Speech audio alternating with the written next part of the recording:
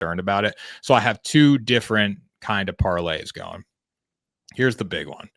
It had Cowboys or Eagles last night, so that was a big one. Then let's see here. Okay, so I have two, and I want you to read off. I want you to tell me which one you like better. Eagles, Chiefs versus the Chiefs versus the Chargers. Commanders to beat the Giants. Cardinals to beat the Saints. Bengals to beat the Browns.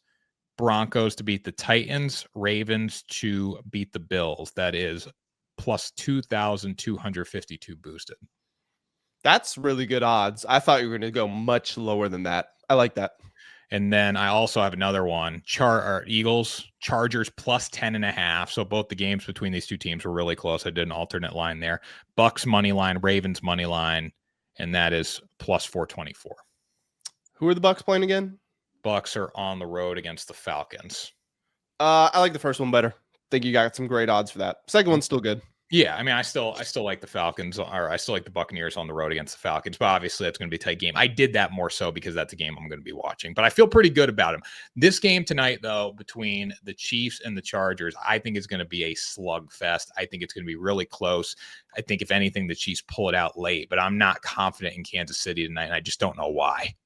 I'm not confident in Kansas City either. I think they can try to forget what happened to the Super Bowl all they want, but they were 1 hour away from being the first three-peat champions in NFL history, and they got absolutely demolished. They got belted. So that's going to play a role in all of this. The Rashee Rice stuff, I know he's available, but that's going to play a role in all of this.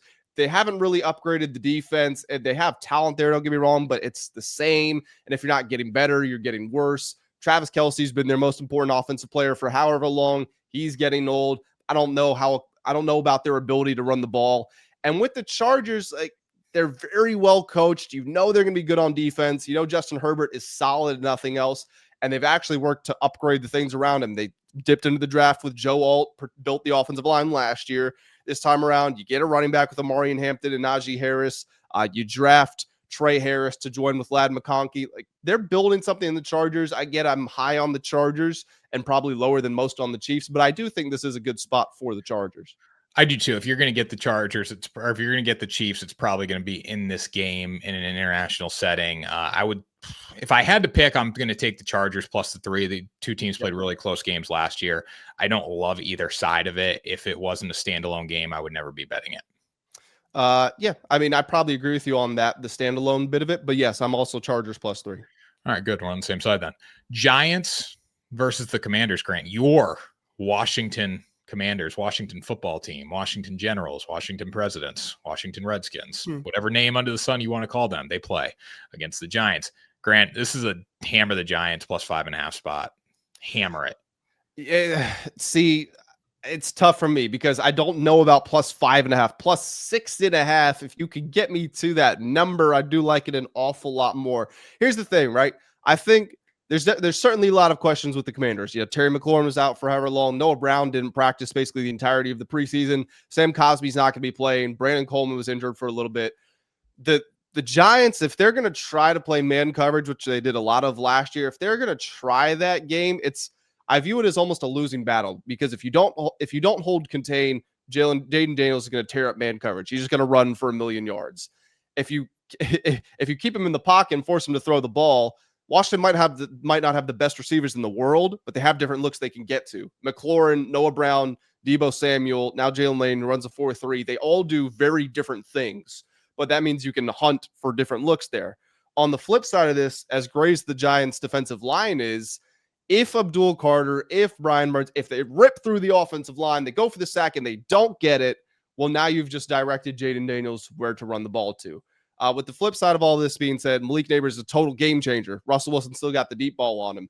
So I do think this is I think it's a close game. A 10-point game could be close, but a 4-point game, a 3-point game could also be close. So I think the tough part for me is figuring out which side of that I want to land on. Again, if you gave me the Giants at 6.5, 7, then I probably would be taking them. But with it being at 5.5, I would say I'm a little more tempted just to go with the Commanders. Yeah, tight divisional game. I think when you look at the Giants, Malik Neighbors is the game changer. It's not just the deep ball, too. It's the quick screens, the flare passes, getting the ball out to him in space and letting him make plays. I mean, he did a lot of damage last year with Daniel Jones as his quarterback, with Tommy DeVito as his quarterback. So now the fact of the matter is he's got Russell Wilson, who's won a Super Bowl there. I think there are some high expectations, not high expectations necessarily for the Giants, but I think they're going to be better than last year. The future is bright. You have a guy in Jackson Dart waiting in the wings. Like, there's excitement around the team. I think they're going to come out and show that. And the Commanders are fourth quarter kings. So 5.5 points just seems like a very fair number for the Giants here. And they kept both games really close last year. So I think it's same result this year. They did not keep both games close. From a betting perspective. Yes, they did. From a betting perspective, they kept both games close. From what actually happened on the field, it was not close. But they covered both games. Yeah, that's what I'm saying. That's what I'm saying here. The games were not close, but it ended in 2 Giants covers. So two just important distinction there. They covered in both games. We're talking about who's going to cover the spread. They covered in both games. Panthers versus Jaguars here. I like the Panthers plus 3.5. I think that's juicy. I think the Jacksonville Jaguars suck. I mean, Trevor Lawrence is obviously a quarterback who we don't know if he's good. We don't know if he's bad now. We got Brian Thomas Jr. Yeah, Travis Hunter into the mix. I think they're minus 3.5 because of Travis Hunter in the spot. But the Panthers, the way they played down the stretch last season, the way Bryce Young looked down the stretch defensively, they locked in the second half of the season as well, or the last few games, I should say. I think they're bringing a lot of motivation, a lot of excitement into this football game. Dave Canales, second year as head coach. I will take the Panthers plus 3.5 here. So I got this line at 2.5, and I did like the Jaguars at that one because if you win the game, you're probably covering 2.5. That's not always how it goes, but it usually does work out that way. So at that line, I did like the Jaguars at minus 2.5. That was in my predictions, which are up on WSN.com. You guys want to see what I'm betting on every week? Make sure you go check it out there. So I did get the Jaguars there at this 3.5 line. It's definitely more enticing for the Panthers. Ultimately, because I already got them at 2.5, like I'm just staying away from this in general. But if you still need a bet from me, I would say go with the Jaguars. I understand why people are higher on the Panthers than they were last year, certainly, but I think that's changing our perception of them just a little bit too much. With the Jaguars, we know they have talent. The problem is they haven't had an offensive coordinator, an offensive coach who's been able to unlock everything. And Liam Cohen did such an outstanding job with the Buccaneers last season that I could see this being a high scoring game. Over 46.5, probably the strongest play here. But I do think that could be something like a 31-27 for the Jaguars, a 31-24, and they get the cover. Liam Cohen is such a goofball. I don't know if he's going to be able to lead a football team. He went to UMass, which is, I don't know. We'll see what he's got. Was he a quarterback there? Yeah, he was a quarterback, and then he was a coach, I think. Big game for UMass this weekend. Yeah. Who's UMass of? UMass. You just said big game. You don't even know who they're playing. It's always a big game for the Minutemen. They're playing Bryant. That's a big game. It's a winnable one for them. They got to find a way. Can we get some odds on this one? Find a way in Amherst. I'm in Massachusetts right now, so I can't pull them up. But they're there. They're probably a 28-point favorite. 2.5-point favorite is the Pittsburgh Steelers against the New York Jets. This is a game that I think the Steelers are a lot better than the New York Jets. I think Justin Fields is a liability at quarterback. We got the interesting dichotomy of quarterbacks in this game. You got Aaron Rodgers going against a team who he barely played for. I mean, I guess he played a season with them, but it didn't go as well as it would have expected because of the injury that he had the season prior. Then on the flip side, you got Justin Fields, and the Steelers didn't really give him a chance. So it's going to be an interesting, kind of dichotomy of a football game, but I'll take the Steelers here. I think they're going to run their way to a victory. Aaron Glenn, first-time head coach. I'll trust the experience, and I think Aaron Rodgers is still good enough with a good team around him to win. Yeah, Steelers minus 2.5, minus 3. I'm surprised this line has actually moved down to 2.5 from 3. I definitely like it more at 2.5 just because you're getting the field goal, obviously. But either way, I love the Steelers in this one. Not a big Steelers guy overall, but in this specific matchup, Justin Fields, I'm not a believer in him. He's kind of just the worst version possible of Lamar Jackson and Jaden Daniels. And when you look at the success the Steelers have had against those two guys, granted they only played Jaden once, but they play Lamar twice a year, every year. And they do such a great job / are used to facing these mobile quarterbacks who want to be able to utilize their legs to break the game open. They know how to set hard edges. They do mush rush stuff where they move together as a unit, but they never break out, so that they always collapse the pocket together instead of giving an opening for the quarterback to escape. So, yeah, I mean, and on top of all of that, Justin Fields was with the Steelers last year. Mike Tomlin knows exactly what he's game planning for. Whereas you said Aaron Glenn, not the same case with Aaron Rodgers, and he's first time head coach here. So, yeah, I like the Steelers.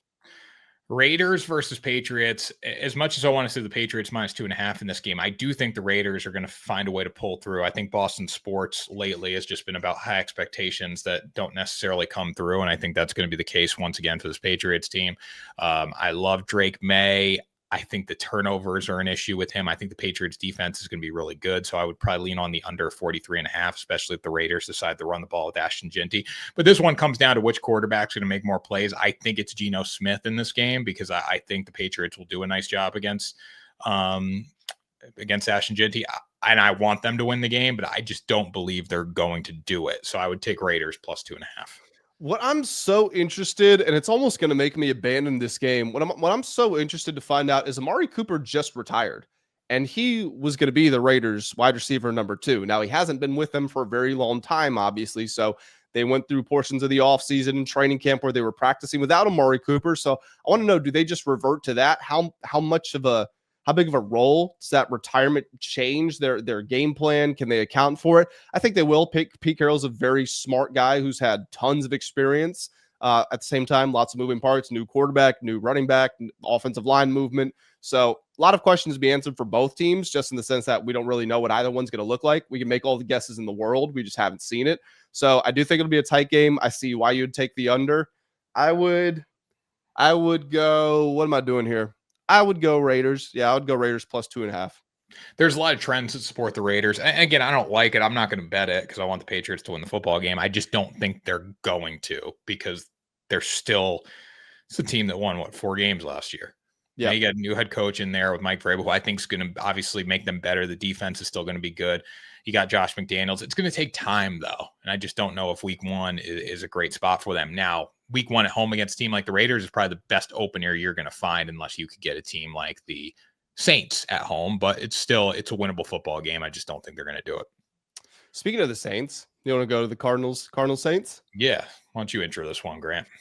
Cardinals minus 6.5. I'm looking at FanDuel right now. 73% of bets, 87% of money on the spread is on the Cardinals. And I totally get it. Normally you don't want to be square, and the public tends to be square. If they weren't, the sports books wouldn't make any money, obviously. But with that being said, man, I think the Saints are going to be picking first in the draft next year. I think they're pretty awful everywhere on the field, and especially at the most important position. I'm not the biggest Kyler Murray fan in the world, but normally starts the seasons pretty well. And his counterpart is Spencer Rattler. And if that doesn't go well, you're going to get Tyler Shuck or Jake Kane. They might have released Jake Kane, matter of fact. So I just have so little confidence in this Saints team. I don't know how they average 17 points a game this season, which means the Cardinals got to get like 23. I think they're capable of that. So I'll take the Cardinals to cover. This Cardinals team's really good. Like not really, really good, but they're good. Sneaky good. They're sneaky good. Kyler Murray, James Conner, Marv, Michael Wilson, Zay Jones, Trey McBride, Paris Johnson Jr. at left tackle. Like that's a first round guy there. Defensively, you bring in Josh Sweat now. Like this is a team that's going to be sneaky good. Buda Baker in the secondary. There's guys here that can. And Walter Nolan, he's not going to play in this game, but that's their first round draft pick. He's going to really help the defensive line. These guys can ball a little bit. So I think 6.5 should be no problem for them. And I think the Cardinals could be a sneaky playoff team. I don't think they're going to get there, but sneaky playoff team. Yeah, I could see them winning. The problem is the 49ers, we know, have that crazy easy schedule, and the Rams are good. The Seahawks are good. So it might still be like a 6-11 season, but you can be competitive with a bad record. Well, Christian McCaffrey is already hurt, so that's not a good sign. Brian Robinson Jr., RB1 in the Bay. You think Christian McCaffrey's not going to play week 1? I have no idea. I don't want to speculate because I truly don't know. I found out for like everyone else did about the calf stuff, and I didn't hear anything about it before, so I don't know. All right, Bengals, Browns. Bengals minus 5.5 on the road here. I vividly, I should say, remember having the Bengals in a bunch of parlays last year in week 1 that they killed because the Patriots went on the road and won outright as a 7-point dog by barely scoring any points. The offense couldn't get anything going. Zach Taylor is basically Brian Kelly in the NFL. Don't get me wrong. He is a better coach, but he does a lot of dumb things probably too early in the football game. I think there's a little too much aggressiveness. The Browns defense is okay. It's a division game. It pains me to do it. I probably lean Browns plus 5.5. I don't love it because I think if the Bengals score 28 points in this game, there's no chance that the Browns cover, but I'm still going to take the Browns. I think that the opponents are so familiar that if anyone has the chance of shutting down Jamar Chase or shutting down a T. Higgins, it would be Cleveland. I'm going to take the Bengals. I think them playing their guys in the preseason helps a little bit. I know the defense was awful in the preseason, but man, the offense still looks great.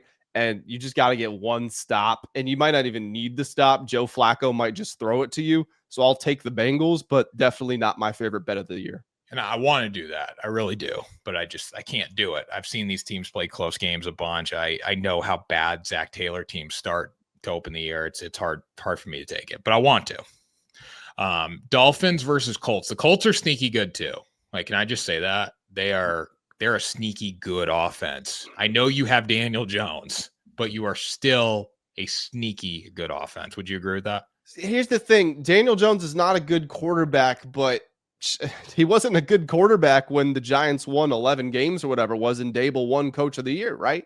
If you can support him with a running game and some playmakers, we know the Colts have a good offensive line. We know Jonathan Taylor's good. They've upgraded their defense quite a bit. So I agree with you. Sneaky good. It might be taking a stretch too far, but I like to use the term competitive. They can be competitive.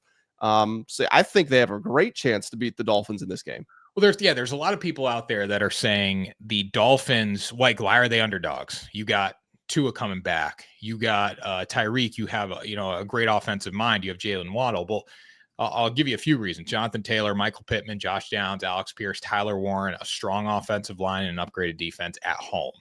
It makes sense to me. I'm going to take the Colts here. I have the Colts as well. We've agreed on most of these so far. Yeah, which is a good sign, I guess. Yeah. Buccaneers versus the Falcons here. Buccaneers -1.5 on the road against Atlanta. You know me. I'm taking Tampa Bay. Baker Mayfield, dog. I think Falcons will be competitive. I think Bucs will pull this one out late. It's kind of how it goes. Yeah, I understand why people want to be high on the Falcons, and I'm actually right there with them because Jalen Walker was actually my favorite defensive player in the draft. Not saying I would have taken him number one, but just like, who's my guy? Jalen Walker's my guy. The Falcons got him. They also took James Pierce from Tennessee, so clearly they're trying to upgrade that pass rush. And Michael Penix, he didn't acquit himself very well last season. He missed like 20% of his throws, something ridiculous. Granted, he only played a couple of weeks, and we saw what he did at the college level too. Michael Penix can spin that ball. But with all that being said, it's a lot of, I believe in this. I can see it coming together. With the Buccaneers, I've already seen it. I believe it because my own two eyes watched it. So I will take the Buccaneers. I do think it's going to be a close game, but I'm going to ride with them. Even if Josh Grizzard is taking over as the OC, he was in the building before. So yeah, I'll take the Bucs. Yeah, and Penix hasn't played football. Like, we forget that. He has not played a lot of NFL football. I think people are going into the season, since he played a little bit at the end of the season, that like Penix has experience. Really, Penix has not been in the trenches much. Yeah, he played two and a quarter games, something like that. Yeah, it feels like he played the whole season, though. It's like that. I think it's just like that with any second year guy. Like, people are forgetting JJ McCarthy is a rookie. We're not talking about him that way. People are talking about JJ McCarthy like he sucks. I think he does, but yeah, we'll see. We'll see. Titans versus Broncos. Broncos -8.5 against the Titans at home here. This is going to be a beat down. I will lay the points with the Denver Broncos.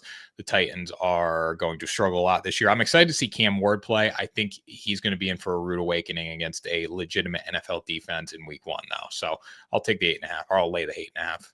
So I am going to scoop it up with the Titans there. Don't get me wrong. I think the Broncos will control the game. I think Cam Ward's going to throw an interception, fumble, go for it on 4th down, not get it, something like that. Because the Broncos have an elite defense, top 3, top 5 defense. If they don't, it's a real shame because they were so good last year, and it seems like they got better based on their personnel.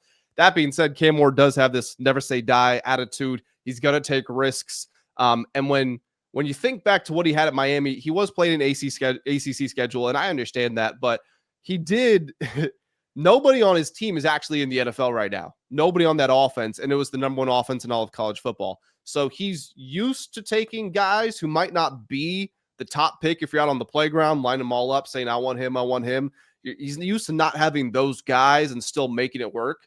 So I think the backdoor cover just could be wide open in this game. I can see the Broncos up 14, 20 points the entire game, but then the Titans find a way to cover the 8.5. I want Cam Ward to get smacked around this weekend because he sat out the second half of the Pop-Tarts Bowl. Yeah, I mean, I understand that. I know we take the Pop-Tarts Bowl very seriously on this channel. He shouldn't have played in the game. He shouldn't even dress for the game if he was going to. Like, what's the point of playing a half? Come on, man. Like, that's just lack of competitiveness. So I'm going to fade him, and I want Bo Nix to shove a football up as you know what. 49ers, Seahawks. I can't really make a pick on this game until Christian McCaffrey's back. I think Sam Darnold, we're not going to see the Minnesota version of Sam Darnold in Seattle. The receiving talent is not nearly as high as what he had in Minnesota. So I'm going to go. I think the 49ers win the game. I'd like to see if Christian McCaffrey is going to play. If he is going to play and he's healthy, different story. I think the 49ers can win convincingly if that's the case. If not, though, I still think they pull it through. I just would like to know if he's playing or not. Yeah, definitely the best betting advice I can give is wait to see what the final injury report is. I'm tempted to lean Seahawks. I'm not going to bet this game because I'm so torn by it, but it's hard for me to even give a pick because, again, I want to bet the Seahawks.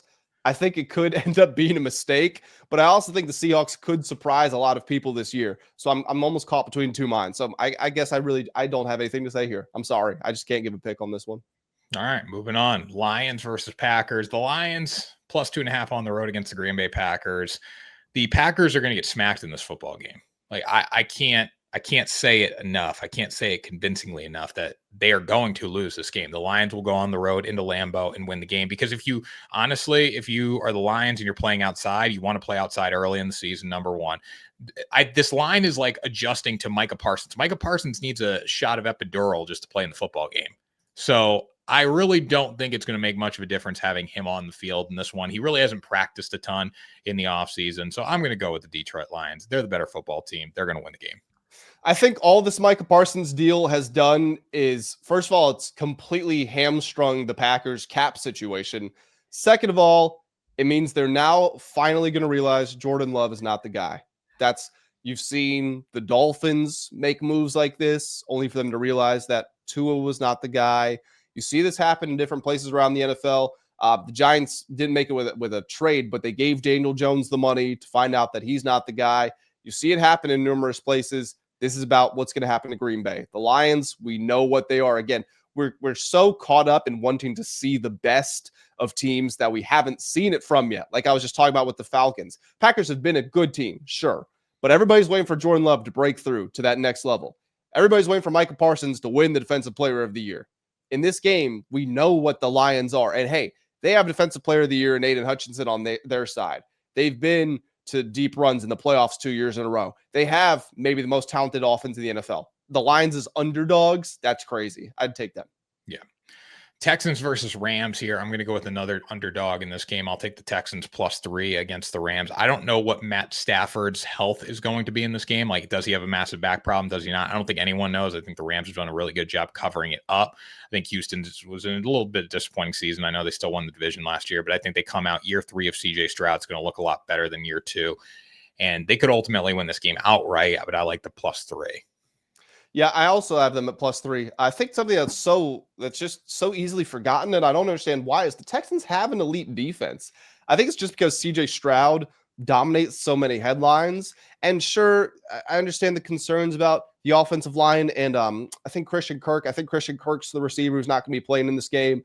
But at +3, if it was +1, is that different? Yeah, a little bit. But at +3, I really view them as the same tier as the Rams. And the Rams, again, Matthew Stafford, we don't even know if he's alive. Joking, obviously, but that's the running joke online. So that Stafford is just beat to hell, just like he has been throughout his entire career. So yeah, I will definitely take the Texans with the points here. Ravens versus Bills, Sunday Night Football, the place where the Ravens season ended last year, same spot, revenge factor. Give me the Ravens. I'd take a money line at this point, but it's -1.5, -105. But still, the Ravens, better football team. I think Mark Andrews gets going really early in this one. I think they're going to feed him. They're going to run the ball. We're going to see that the Ravens are the better football team in this game. Is it going to happen again in the playoffs? Who knows? But this is a big game when it comes down to seeding for a top seed. I still think the Bills, even if they lose this game, they probably still grab the top seed in the AFC just because the fact that they play in an easy division and the Ravens don't. But the Ravens are going to win this game. Ravens are going to win this game. They got a better offensive line. They got a better running back. They got a better quarterback. They got a better defense. Ravens are going to win. They smacked them around in the regular season last year. Bills got them in the playoffs, and that's ultimately when it matters. But at the same time, we're not in the playoffs right now. We are in the regular season, and the Ravens will dominate them. You're going to get a Ravens sweep this season against the Buffalo Bills. I'm not worried. As long as Mark Andrews catches the ball and Lamar Jackson doesn't fumble it in the playoffs, they're going to be in good shape. And Lamar's playoff performance last year was better than in years past, which gives me some hope that this year's playoff performance against the Bills is going to be that much better. Yep. And then the final game, we only have only one Monday night game. Which is smart. I don't need a Monday night doubleheader. I think Monday night doubleheaders are dumb. So Bears +1.5 against the Vikings. I'm taking the Bears here. I do not trust JJ McCarthy. If they can run the ball and work in some play action down the field, Justin Jefferson maybe. But I think the Bears are a different beast this year. I think even though Ben Johnson, first-year head coach, what Caleb Williams did in the preseason looked really good. So I'm excited to see him build off that. Yeah, it's tough for me to bet on a rookie quarterback who didn't play football last year, who's making his first game. He's playing his first game back from a torn meniscus against a defense that has talent. The Bears defense did not finish the year well, but through the first 2 months of the season, they're actually one of the best defenses in the NFL, if you look at some of the metrics. So Kevin O'Connell is an offensive genius, but now Ben Johnson is also an offensive genius. Whether you like Kevin O'Connell's proven his ability to be a head coach. Ben Johnson hasn't done that yet, but just from a pure schematic standpoint, we know they can draw them up similarly. So again, I'm confused. I'm confused. Same thing with the Lions, also an NFC North game there. I'm confused why this team is even an underdog. I think the Bears should be favored here, so I would be betting them. Bears +1.5 should be a good one. Grant, what's your favorite bet of the week? Well, I was actually just thinking about, we only have I think 3 differences between us.